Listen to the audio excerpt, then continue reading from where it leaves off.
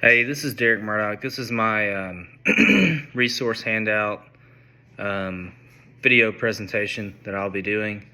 So a couple of things. The first question that it talks about is explain how sharing resources and collaborating with other educators when designing instruction supports specific learning needs and promotes student engagement and meaningful tasks.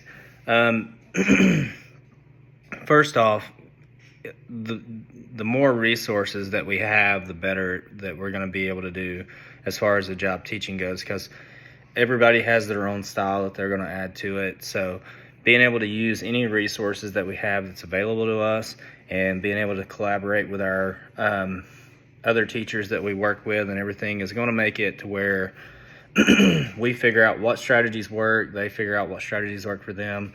We're able to collaborate and see what's going to be the best plan for the students that we have. So being able to talk with other teachers and figure out what will be best to use in the classroom, what they've had success with, those things are what's going to make it to where you set yourself up for success and you set those students up for success in your classroom. So I'm just going to explain the different strategies and things that I picked. So the first component of literacy that I chose was comprehension, and the activity strategies I chose was predicting and identifying the main idea and summarizing the story. So academic language for that would be the word reading and language comprehension. So discussing predictions would be the collaborative practice that I would use. So being able to predict what will happen based on the setting, characters, and story title. This can be used in other subject areas such as history or science by making predictions for an experiment or historical event by using the background knowledge that we have. Another one is concept mapping, organizing ideas into categories to understand the main idea and the theme of the story. This allows students to build on the information given throughout the story or the book, and this can be used in math, categorizing the information in a word problem to help set up and solve the word problem. Concept mapping is something that I really enjoy, and I like using it as myself, especially like on our schoolwork that we have now. So being able to figure out and pull out the different pieces that interrelate and how we're able to kind of bring all of those together and use that material, that's what seems to work best. An extension of mastery for this, I chose that, pretty much that you're able to answer those who, what, when questions and where the story took place and finding out the main idea and supporting details of the story. A lot of times, especially working in special ed for a year with some fourth graders and fifth graders, main idea and the supporting details, it's sometimes hard. It's hard for those students to figure out what works, what is the main idea based off of what they've read, and the concept mapping and the stuff like that, that's going to help them to be able to pull out those most important pieces and then be able to get a good game plan of what the main idea of the story is, what those supporting details are. Technology support, I like being able to, like if you're using Reading Plus or some other stuff, you're able to highlight on there, and you can highlight some of those main ideas that you see in the story, and then being able to fall back on that information. So fluency, so using choral reading and reader's theater, I like both of those. The use of inferential language, so engaging students in conversations to support comprehension, and inferential language, that's one of the academic language variables of that. Using narrative language, engage with the students to describe the series of events from the story.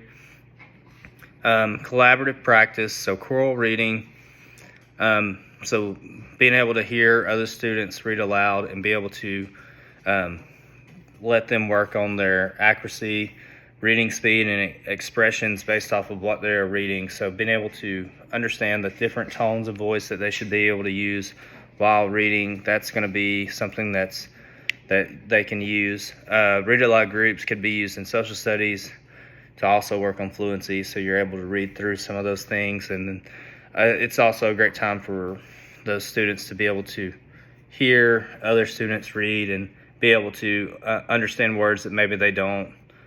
Reader's Theater, this is a great one. This one's a fun one for the students to be able to act out the different characters. So being able to use those different speaking parts, and they don't realize that they're working on fluency during that time. The extension of mastery for fluency would be, giving them higher grade level reading material, so they're going to have more difficult words that they're going to have to deal with and expand their vocabulary by being exposed to more difficult words like that. So technology support, being able to use Reading Plus, and being able to read at a higher fluency rate on those is something that would be some of the technology support that you can use. The third component of literacy is vocabulary. So activity strategies are word context practice and word wall. Academic language, so list, group, label.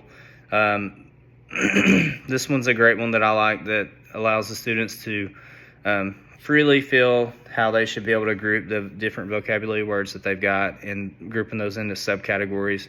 And what this is able to do is to help them kind of figure out what words are grouped together and those meanings that are very similar.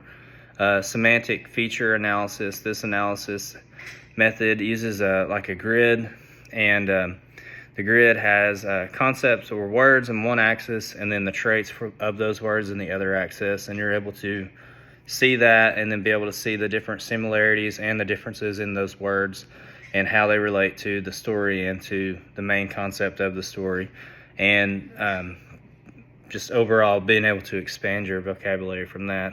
So collaborative practice is word meaning recall. So using this method for students to find the key word and what reminds them of the main word and helps them understand meaning target word, helps the student be able to remember more words. So using a keyword for the target word. So basically, like one of the examples that I'd seen was where if you've got like the word archipelago, which is a small group of islands, and then the keyword will be pelican. So pelican obviously is a island bird. So being able to see that those kind of words sound very similar, and it also relates back to the main vocabulary of the main word or target word that we are working on. Word mapping is another one. So using words and breaking those down, complex words to figure out the meaning of more difficult words. So finding synonyms, antonyms, and